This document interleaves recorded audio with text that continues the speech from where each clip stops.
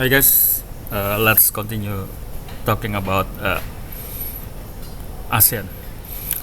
Ya, ini perbincangan yang menarik karena topik ini adalah topik yang sangat dekat dalam kehidupan politik luar negeri Indonesia.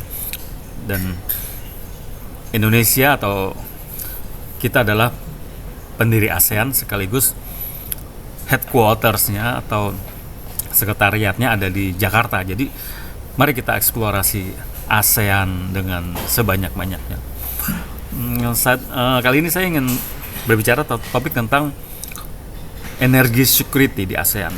Jadi kita tahu bahwa energi fosil jumlahnya makin berkurang ya, karena dia kan energi yang tidak dapat diperbaharui. Nah sekarang kita harus mulai beralih ke energi yang dapat diperbaharui atau energi terbarukan, atau dikenal juga dengan renewable energy.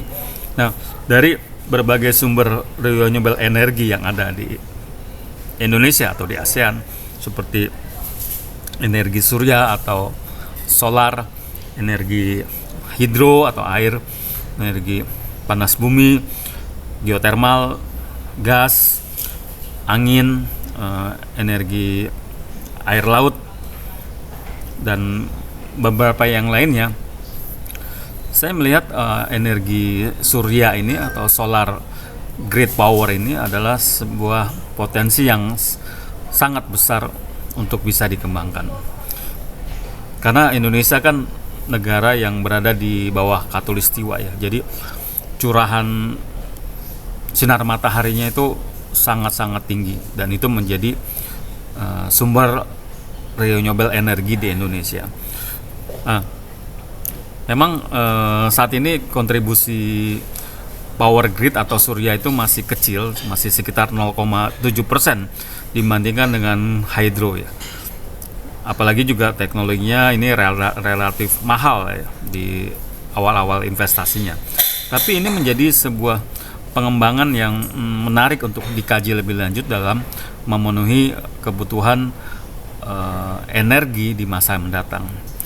Nah, ada sebuah model yang menarik yang ingin saya sampaikan dalam hal pengembangan energi surya di Indonesia, bahkan mungkin bisa diterapkan di kawasan Asia Tenggara, yaitu pengembangan energi surya berbasis komunitas.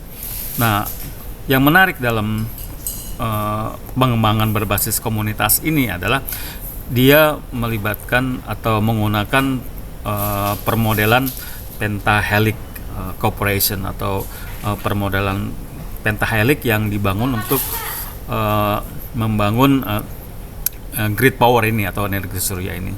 Jadi ada 5 pemain di dalam permodelan ini, yaitu ada user, ada government atau pemerintah, ada akademisi, terus ada supplier atau vendor, dan terakhir ada media yang menyebarluaskan permodelan ini. Jadi membangun power grid dengan berbasis komunitas ini adalah untuk menjaga keberlangsungan dari energi surya tersebut di masa mendatang. Karena kebanyakan kan ini teknologi yang cukup mahal dan investasinya cukup mahal di awal-awal, sehingga memerlukan keberlanjutan atau sustainable di masa mendatang. Jadi dengan adanya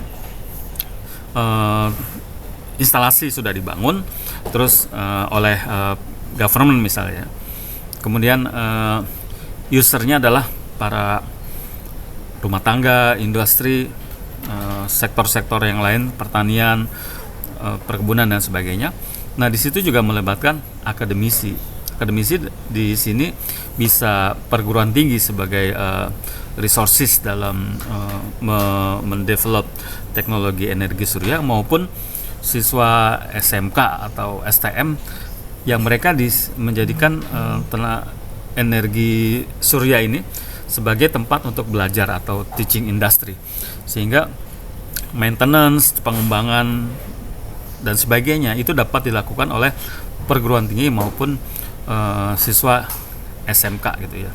Nah, terus vendor itu berfungsi sebagai penyuplai dari material energi surya tersebut, dan media itu bertugas untuk menyebarkan hasil dari pengembangan yang ada di daerah yang sudah mengimplementasikan. Jadi setelah model pentahelix dibangun, itu model ini dapat dikembangkan dan direplikasi atau ditiru di daerah lain dengan menyesuaikan kondisi yang ada atau menyesuaikan dengan kearifan lokal yang ada di daerah tersebut. Jadi permodelan yang ada atau kesuksesan model pentahelix power grid di suatu daerah ini bisa dapat dengan fleksibel atau dengan luas dikembangkan menyesuaikan dengan kondisi di daerah lainnya. Tapi kuncinya adalah adanya replikasi dan pengembangan.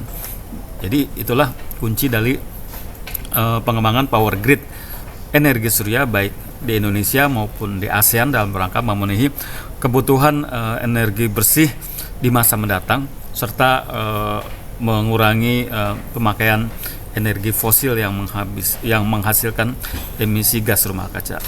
Demikian, terima kasih, bye-bye.